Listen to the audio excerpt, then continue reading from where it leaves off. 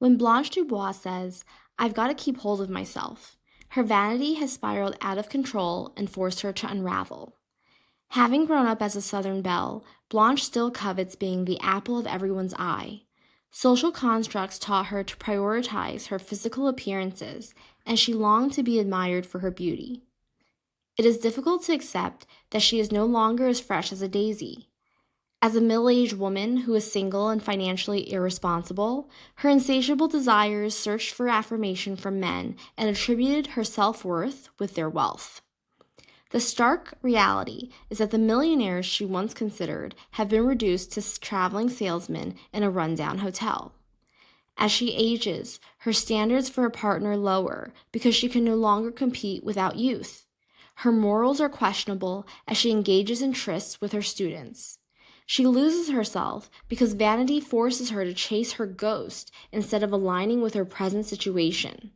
She conflates her idealistic dreams with what status quo necessitates. Much of Blanche's pride hails from her childhood home, Belle Reve. She desperately endeavored to hold on to the estate, which was lost under her stewardship, and with it the pride of being a Dubois. Her meager salary was unable to uphold the expenses, insurance, funerals, and exorbitant costs. The choices she made to satisfy these desires compromised her essence.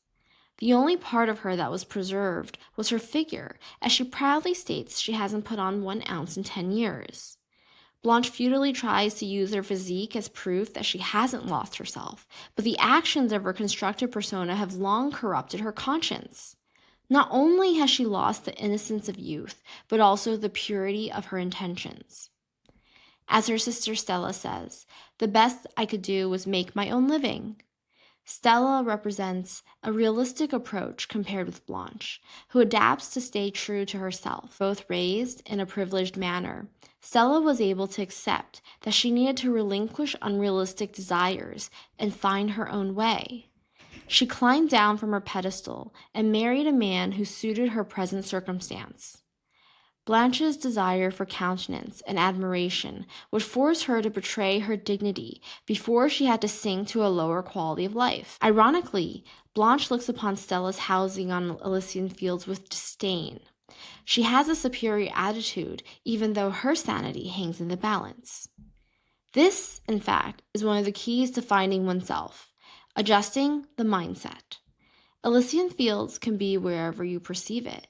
We attach significance to what we come across, and that defines their essence. Stella has made her home in Elysian Fields because of her adaptability. Deep down, Blanche is aware that vanity and desire drive her to make a myriad of mistakes. Each choice to uphold the expired image of who she was forces her to wander farther from her truth. Integrity and self-respect fall to the wayside as the tally of regrets rack up. Symbolically, the psychological weight of her immorality renders Blanche fearful of standing beneath bright lights and letting people view her clearly. She is afraid that if they look too close, they might see the paint coming up from the sides. Her shame and the accumulation of choice leave her an anxious bundle of nerves. She lies incessantly and fabricates multiple versions of herself. Yet she keeps digging further into the hole until she can no longer discern which is the authentic version. Fundamentally, she is a cosmopolitan, cultured woman who is rich with experience. This version of herself is buried under one who wants to be chosen by the men who cross her path. To attract wealthy suitors, she puts on airs of affluence and sophistication. Despite having a black conscience, she insists on wearing white to convey an image of chastity. Even before Stella, she feigns being too delicate to degrade herself to these working-class living conditions. She bluntly lies about being the younger sister. As she dedicated all her energy to convincing others of her worth, she stopped cultivating herself. She diminished herself for Mitch to choose her, Shep to choose her, and random men to fawn over her. She should have chosen herself. Had she embraced her age, experience, and wealth of culture, she could have stood bravely under the sun and stopped casting her pearls before swine. In today's world, Blanche's internal tug of war illustrates a broader systemic pressure that forces women to suppress their authentic capabilities to conform to patriarchal desires. Blanche deliberately dims her own intellect and cosmopolitan culture to appear palatable. This tragic compromise demonstrates how women are often conditioned to shrink their ambitions in exchange for a stable relationship. My college love hoped that I would refrain from being aggressive in the work field. He discouraged me from being an investment banker. I thank my stars that I forewent that career path, but I have to admit that I am aggressive.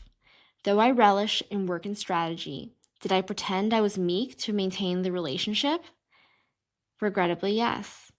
What this taught me was to choose myself, and that it is moot to build a love based on a constructed persona.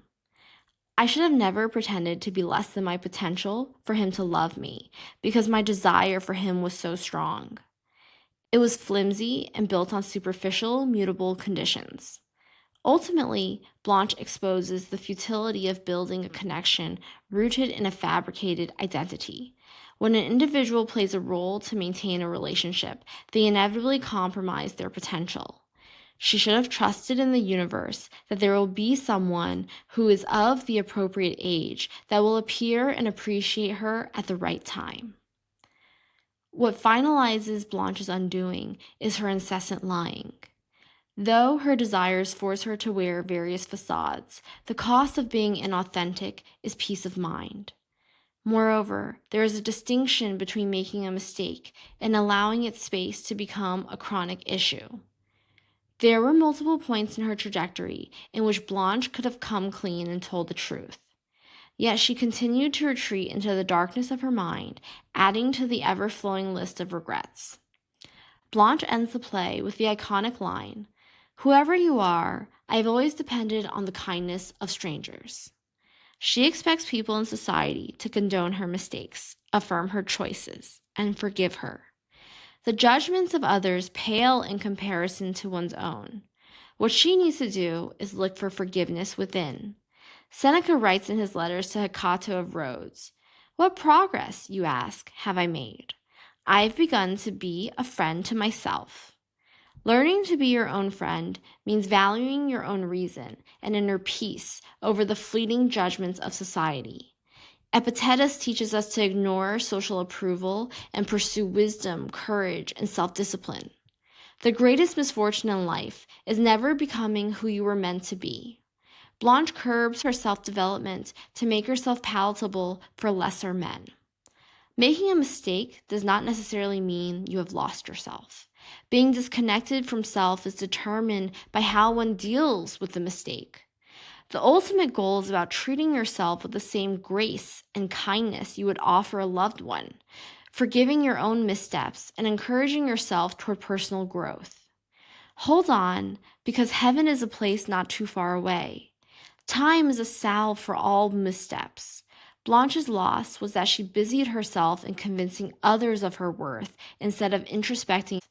The desire to be valued by someone else blinded her from her own radiance.